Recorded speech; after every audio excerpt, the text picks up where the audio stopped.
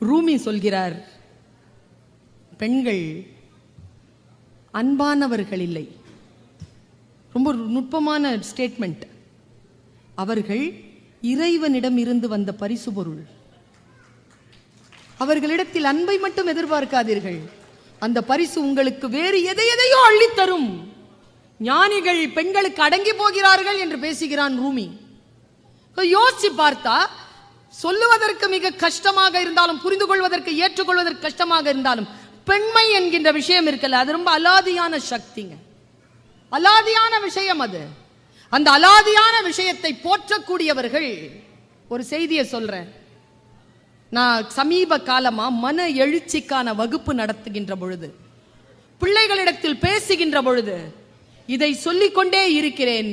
முடிந்தால் நீங்களும் ஒரு முறை இதை நினைவுபடுத்திக் கொள்ளுங்கள். தெரிந்தவர்கள் நினைவுபடுத்திக் கொள்ளுங்கள், தெரியாதவர்கள் தெரிந்து கொள்ளுங்கள். சில விஷயங்கள் நமக்கு ஏதாவது ஒன்று கத்துக் கொடுக்கணும். இப்ப இந்த அரங்கத்திற்கு நீங்கள் வந்தீர்கள். வருகின்ற பொழுது உங்களுடைய தரம் எப்படி இருந்ததோ, அரங்கத்தை விட்டு வெளியேறுகின்ற பொழுது அந்த தரம் உயர்ந்து இருக்கிறது. அந்த தரம் உயர்ந்து இருக்க வேண்டும். அதுதான் தமிழ் செய்யக்கூடிய மிகப்பெரிய நன்மையாக நான் கருதுகிறேன். தரத்தை உயர்த்துதல், நம் மனநிலையிலிருந்து அடுத்த கட்டத்திற்கு நம்ம எடுத்து செல்லுதல். பாருங்க, எப்பவுமே நான் யாரையும் அம்மான்னு அழைப்பேனே தவிர என் அம்மா பக்கத்தில் யாரையும் விட மாட்டேன். அம்மா அல்டிமேட். அம்மா அப்படின்னு சொல்லிட்டு ஒரு பொண்ணை சொன்னேங்க. அவளுக்கு 22 வயசு.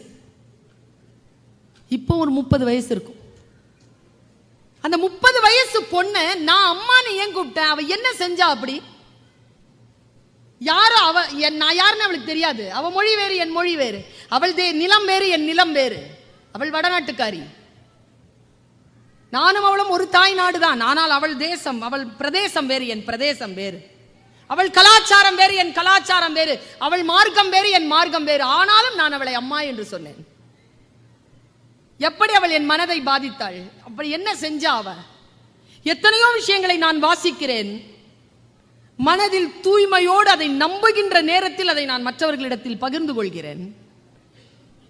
ஆத்மார்த்தமாக விஷயங்களை எப்படி நான் உள்வாங்குகிறேனோ அந்த ஆத்மபூர்வமாக அதை நான் வெளிப்படுத்துகிறேன், நான் வெளிப்படுகிறேன். அவளை நான் அம்மா என்று அழைத்தேன். எப்பொழுது தெரியுமா? அவளுக்கு வயசு 22ங்க. அவ பேரு அரூமினா சின்ஹா. அவ உத்தரப்பிரதேசத்தை சேர்ந்த ஒரு பெண், 22 வயசு, வாலிபால் பிளேயர். அவ ஒரு நாள் உத்தரப்பிரதேசத்திலிருந்து டெல்லிக்கு போறா. வேலை கிடைச்சிருக்கு அவளுக்கு டெல்லிக்கு. ராத்திரி 1:30 மணி ட்ரெயின்ல 4 ஆண்கள் ஏறுறாங்க. அவ செயின் ஏதோ போட்டிருக்கா. நான் அவளை எங்க தெரியுமா பார்த்தேன்? அவளுடைய வீடியோவை பார்த்தேன். எப்போ தெரியுமா பார்த்தேன்? என்னுடைய பிள்ளைகளுக்கு, கல்லூரி பிள்ளைகளுக்கு நான் ஒரு கேம்ப் நடத்துவேன் NSSல. மன எழுச்சிக்காக, மோட்டிவேஷனுக்காக ஒரு வீடியோ கிளிப்பிங்ஸ் எடுத்து தேடி தேடி அந்த குழந்தைகளுக்கு போட்டு காட்டு. அப்படி ஒரு டாக்குமெண்ட்ரி பிலிம்ல அவ வரா. அம்மான்னு சொன்ன அவளை நான். நீங்க முடிஞ்சா யூடியூப்ல போய் அவளை போட்டு பாருங்க, அவளை போட்டு கேளுங்க. நமக்கு பல விஷயங்கள் நம் முன்னால் வந்து நிற்கிறது. நாம் சினிமாவையும் அரசியலையும் பற்றி மட்டும்தான் பேசுகிறோம். அதுவும் கட்சி சார்ந்த அரசியலை பேசுகிறோம். தேசம் சார்ந்த அரசியலை நாம் சிந்திப்பதே இல்லை. சினிமா பற்றி பேசுகிறோம். சினிமா என்பது நம்முடைய வாழ்க்கையின் கலாச்சாரங்களில் ஒன்று. அது சிறப்பாக இருக்க வேண்டும் என்ற அக்கறையோடு நாம் அதை பார்ப்பதில்லை. கேளிக்கையாக பார்த்து கடந்து போகிறோம். யோசிச்சு பார்க்கிறேன் நான். அந்த பெண் அவ பேட்டி கொடுக்கிறா. என்ன ஆச்சு தெரியுமா? 4 பேர், அவ ஹிந்தியில பேசுறாங்க.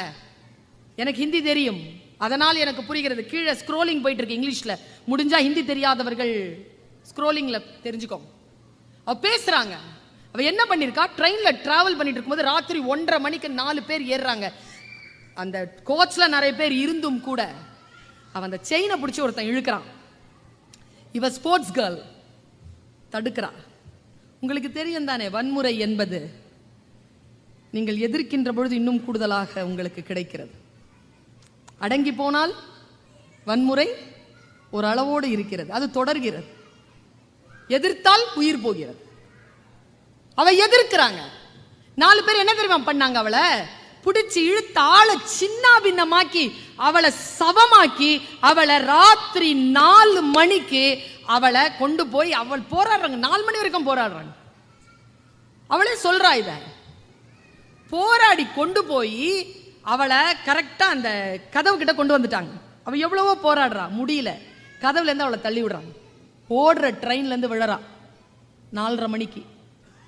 கீழே விழுந்துட்டு அவ சொல்றா, அவளுக்கு அவ ஜீன் போட்டிருக்கா, ஒரு காலை தொட்டு பார்க்கறாளாம், கால் செதஞ்சு இருக்கான், காலா தெரியலையாம்.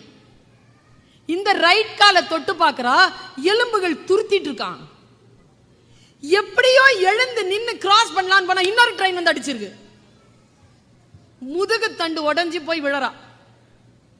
அவ சொல்றா, அடுத்த நாள் சாயந்தரம் 5:30 மணிக்கு தான் அவளை ரெஸ்கியூ பண்ண வந்திருக்காங்க. பரேலி ஹாஸ்பிட்டல் அவளை கொண்டு போய் போடுறாங்க.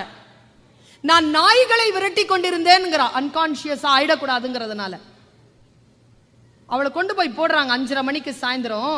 டாக்டர்ஸ் வந்து சொல்றது என் காதல விழுது, அனிஸ்தீஷியா இல்ல, ஆபரேட் பண்ண முடியாது, ஆபரேட் பண்ணலன்னா 2 காலையும் எடுக்கணும், ஆபரேட் பண்ணா 1 கால் எடுத்துடலாம். அந்த அம்மா சொல்லுச்சான்,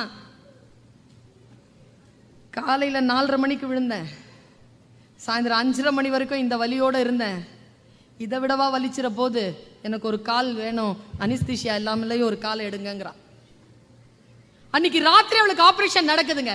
நான் எங்க யோசிக்கிறேன்னா, ஆபரேஷன் நடந்து முடிஞ்சு முழுக்க அடுத்த நாள் காலை 10:30 மணிக்கு தான் அனிஸ்தீஷியா வருது. அனிஸ்தீஷியா கொடுக்குறாங்க. 3 நாள் மயக்கத்துல இருக்கா, விழிச்சிருக்கா.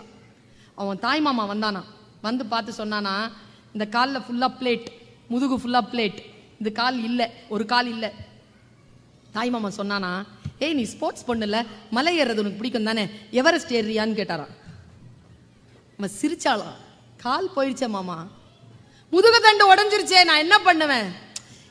மலை ஏறுறதுக்கு, எவரெஸ்ட் மலை ஏறுறதுக்கு 2 கால் வேணாம் அப்படின்ட்டு போயிட்டாராம். அந்த ஒரு சொல் போதுமானதாக இருந்ததுன்னு பேசுறாங்க. அவ ஒரு சொல் போதுமானதாக இருந்தது. உங்களுக்கு ஒரு விஷயம் தெரியுமா? 3 மாசத்துல கேலிபர் ஷூ போட்டுக்கிட்டு 3 மாசத்துல இருந்து அவ எவரெஸ்ட் ட்ரைனிங் போறாங்க. 2011 மார்ச் மாசம் அவளுக்கு அடிபடுது. 2013 மே மாசம் 21ஆம் தேதி எவரெஸ்ட் ஏறிட்டா. எவரெஸ்ட்ல உட்காந்துக்கிட்டு இந்த பேட்டி கொடுக்குறா. அவ ஒரு டயலாக் சொன்னாங்க, ஒரு ட்ரெயின்ல அடிபட்டு அவ இப்படி கடக்கிறா பாருங்க, அதை பார்க்க முடியாது உங்களால, உடம்பெல்லாம் சீவி சின்ன பின்னமாய் முகமெல்லாம் வீங்கி ப்ளூவா கிடக்கிறா. போட்டோ இருக்கு அதுல. அவ சொல்றா, ஒரு ட்ரெயின்ல அடிபட்டு கீழே விழுந்து இன்னொரு ட்ரெயின்லயும் அடிபட்டு இன்னும் உயிர் போகாம இருக்குன்னா, கடவுளுக்கு என் மூலமாக நான் சாதிக்க வேண்டிய திட்டம் வேறு ஏதோ இருக்கிறது என்பதனை நான் நம்பினேன்னு சொல்றாங்க. சொல்லிட்டு நான் எங்க தெரியுமா அவளை அம்மான்னு கூப்பிட்டேன். இதுக்கெல்லாம் அம்மான்னு நான் கூப்பிட மாட்டேன். ஏன் தெரியுமா? இங்க இருக்கக்கூடிய எல்லா பெண்களும் ஆண்களும் அருமினா சின்ஹா தான். நினைச்சோம்னா எவரெஸ்ட் ஏறிடுவோம். எந்த உயரத்திற்கும் யாரும் ஏறலாம். ஆனா நான் அம்மான்னு அவளை அழைச்ச அந்த வினாடியை சொல்லிட்டு நான் நிறைவு செய்யறேன். நாம் எல்லோரும் தயங்குகின்ற ஒரு இடத்துல நம்மள அப்படி விடுதலை பண்ணாங்க. அவ என்ன தெரியுமா? அவ அந்த பேட்டி முழுக்க எவரெஸ்ட் மலையிலேருந்து எடுக்கிறா. காலை அடிச்சு அடிச்சு சொல்றாங்க, இது பிரச்சனையே கிடையாது, இதெல்லாம் ஒரு பிரச்சனையே இல்லை, அடியெல்லாம் ஒரு பிரச்சனையே இல்லை அப்படிங்கிறா. என்ன சொல்லிக்கிட்டே இருக்கா. அவ அடுத்த ஷாட் பார்த்தா அவ முழுக்க முழுக்க அந்த இன்டர்வியூவை 3 இடத்துல கொடுத்துருக்கா. 1 எவரெஸ்ட்ல கொடுத்துருக்கா. 2 அவளுடைய ரூம்ல உட்காந்துட்டு அவளுடைய ஸ்டடி டேபிள்ல உட்கார்றா. மற்ற 40 நிமிஷம் அந்த டாக்குமெண்ட்ரி ஃபிலிம்ல அது ஒரு 3 நிமிஷம், உட்காந்து பேசுறது ஒரு 10 நிமிஷம். மீதி இருக்கக்கூடிய அரை மணி நேரம் அவன் எங்கிருந்து தெரியுமா அந்த பேட்டி கொடுத்தா? ரயில்வே ட்ராக்ல இருந்து. நீங்களும் நானும் எவரெஸ்ட் மலை ஏறிடலாங்க, ஆனா எங்கே தோல்வியுற்றோமோ, எங்கே நாம் அடிபட்டோமோ அந்த இடத்தை வந்து சந்திப்பது நம்மால் முடியாதுங்க. அவ அந்த இடத்தை சந்திச்சாங்க. அந்த இடத்தை சந்திச்சுட்டு காட்டி காட்டி சொல்றாங்க, இந்த ட்ராக்ல தான் என் உயிர் போச்சு, இந்த ட்ராக்ல தான் நான் மானம் இழந்து கிடந்தேன், இந்த ட்ராக்ல தான் என் கை கால் உடைஞ்சு கிடந்தேன், இந்த ட்ராக்ல இருந்து தான் நான் எவரெஸ்ட் ஏறினேன், இந்த ட்ராக்கை இன்னைக்கு நான் பார்க்கிறேன். இந்த ட்ராக்கை நான் சொல்றேன், நான் ஜெயிச்சிட்டேன், உன்னை என்னால் தோற்கடிக்க முடியவில்லை, நான் ஜெயிச்சிட்டேன்னு சொன்னாங்க. நாம் எங்கே தோற்றோமோ அந்த புள்ளியிலிருந்து தான் நாம் ஜெயிக்க முடியுமே தவிர, தோற்ற இடத்திலிருந்து தப்பி ஓடி வந்து வேறு இடத்தில் ஜெயிப்பது என்பது ஒரு காலமும் வெற்றி ஆகாது என்பதனை அருமினா சின்ஹா சொன்னதனால் நான் அவளை அம்மா என்று சொன்னேன். ஏனென்றால் என் தாய் எனக்கு சொல்லி தந்தாள், யார் உன்னை அவமானப்படுத்தினாலும் அந்த உதடுகளில் இருந்து தான் நீ பாராட்டை வாங்க வேண்டுமே தவிர அவர்களை எதிர்த்து விட்டு அப்புறம் செல்லுவது அல்ல உன் நோக்கம் என்று சொல்லி தந்த காரணத்தினால் சொல்லுகிறேன். வாழ்க்கையில் வாய்ப்புகள் வரும், அந்த வாய்ப்புகளை ஆகுமானதாக மாற்றிக்கொண்டு இறை அச்சத்தோடு அடுத்த கட்டத்திற்கு உயர்வதற்கான அத்தனை தன்மைகளையும் பெறுவது என்பது மிக மிக ஆசீர்வாதமான ஒன்று. நாம் வேறு யாரோ ஒருவருடைய வெற்றியை தான் வேடிக்கை பார்க்கிறோம். அப்படி இல்லை. வாழ்க்கை எல்லோருக்கும் ஒரே வினாத்தாளை கொடுப்பதே இல்லை. முகங்களைப் போல அவரவர்களுடைய வாழ்க்கை வித்தியாசமானது. வித்தியாசமான வாழ்க்கையை நம் போக்கில் நாம் மன உறுதியோடு சந்திக்க வேண்டும். அதற்கான உதவிகளை வல்ல இறைவன் நமக்கு ஏற்படுத்தி தர வேண்டும். வல்ல இறைவன் உதவிகளை அனுப்புகின்ற போது அதை புரிந்து கொள்ளக்கூடிய மனப்பாங்கு நமக்கு இறைவனால் அருளப்பட வேண்டும் என்கின்ற வேட்கையோடு உங்கள் அத்தனை பேருக்கும் வாழ்த்துக்களை சொல்லி நிறைவு செய்து